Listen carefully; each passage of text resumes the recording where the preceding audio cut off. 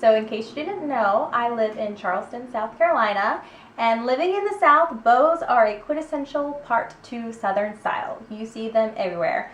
Boys wear them, you see them in lots of wedding parties, the men wearing them.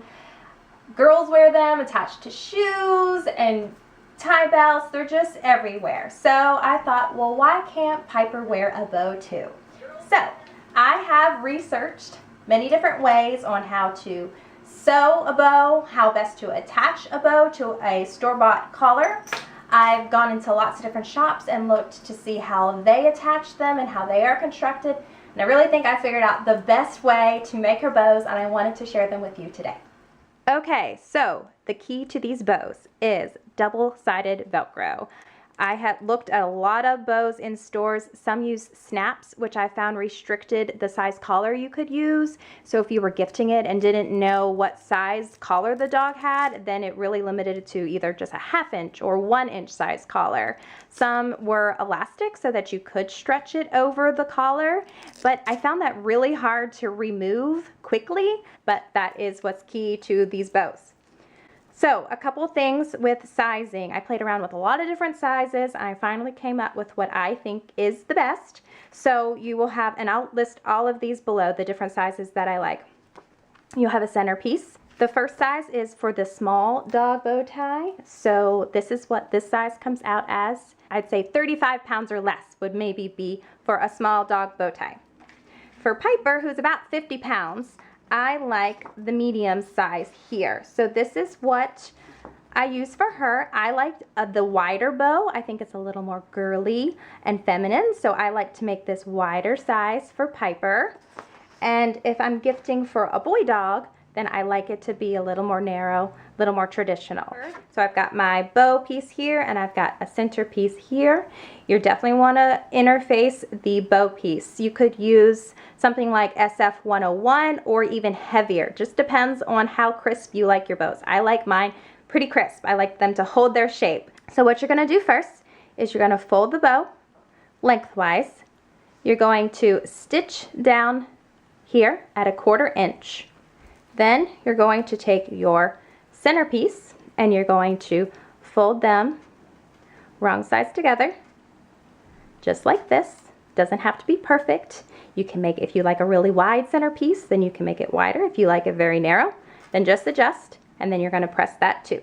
Okay, so here is your bow piece. You've stitched down at a 1/4 inch, flipped it right side out. You're going to want to put the seam to the center, and then you're going to give that a really nice press. Here is the center piece that you have also pressed. Okay, so flip the bow over so you're looking at the right side of the bow.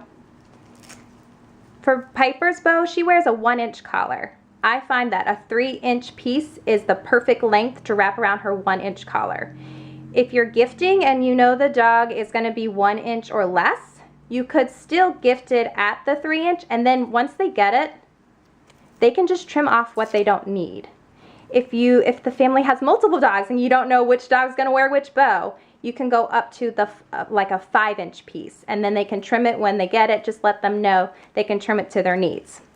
So you're going to take the Velcro, and it really doesn't matter which side. There's a soft side and a shiny side. I've tried both ways. Doesn't really seem to make a difference. The hairs will still stick to either side about the same. So you want to come about 1 inch in and place the Velcro.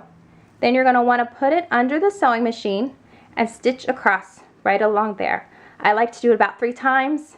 Dogs like to roll in the grass. You don't want their bow falling off, so you want to make it very nice and sturdy. So you'll stitch that one. You'll put your other piece down on the other side, stitch along there just the same. Once you do that, you're going to flip the bow over, so now you're looking at that seam. You're going to fold it into the center, and you want these 2 edges to overlap.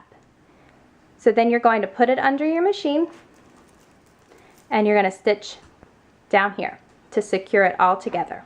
All right, so here's what you have. You've put the Velcro on 1 inch in from the edges. You've stitched that down. You've folded them in. You're looking at this raw edge. Don't worry, nobody will see that. Nobody will see the stitches on the other side either. So now it's all nice and secure. Now there's two ways that you can finish the bow tie with the centerpiece. If you are going to be gifting this and you want it to look very nice and professional, you're going to fold in the bow. You're going to wrap this right side of the centerpiece to right side of the bow. Flip it over. And you want to stitch along here to attach the centerpiece as close as possible in my stitches to really give it that nice crisp shape. If you like a fluffier bow, then you can loosen it up and that's how it'll look, but I like it to be pretty tight. Okay, so here it is. I've put the right side of the centerpiece to the right side of the bow. I've stitched and I've just chopped that off.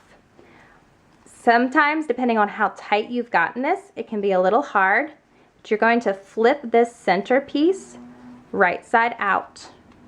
You can use a bamboo stick to help you if you've gotten it very tight, but you're just gonna flip it like that. So here is what a finished bow looks like, where I've put that raw edge to the inside, so you're left with just a really nice professional looking bow tie. Now, if you're just making these for your dogs, you're trying to be a little faster, excuse the hair on this, this is Piper's Christmas bow, then you can just wrap it. You'll do the same thing with your bow, but you're going to wrap wrong side to right side of the bow. Wrap it around, still stitch as close as you can to that bow, and then you're just going to chop it off. So here you see you're left with a raw edge. Not a big deal, but it is a little faster if you're trying to make a bunch of these all at once. Okay, so here is a finished bow I just made for Sunny. I couldn't remember what size collar he wore, so I just attached the 3-inch Velcro like I make for Piper. And then here's his collar, which is it's probably a little less than ½ inch. So I will just trim off what I don't need. Wrap it around. Perfect. Do the same thing to the other side. So that's what I like when I don't know what size collar, if I'm giving it as a gift, the owner has. I just leave the extra and let them know they can trim it to what they need. So perfect. There's Sunny's new bow tie. So I really have a lot of fun styling Piper's bows with different store-bought collars. So here is her latest one, perfect for spring and summer. I've got it attached to a cute little pink gingham.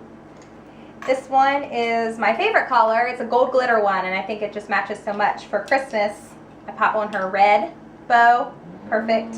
And then this is another one she has not worn yet. As you can see, there's no hair attached to it. That one's a lot of fun. Here's a couple others, very well loved. She's been wearing these a lot, but you can see they hold up their shape really well. She plays, she wrestles, and they stay really nice and crisp. This one's probably the most well loved. So have fun using up your scraps to make your dog some bow ties to go with your store-bought collars.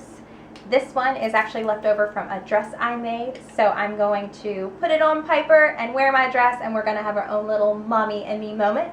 Why shouldn't all the fun be left to moms with human babies?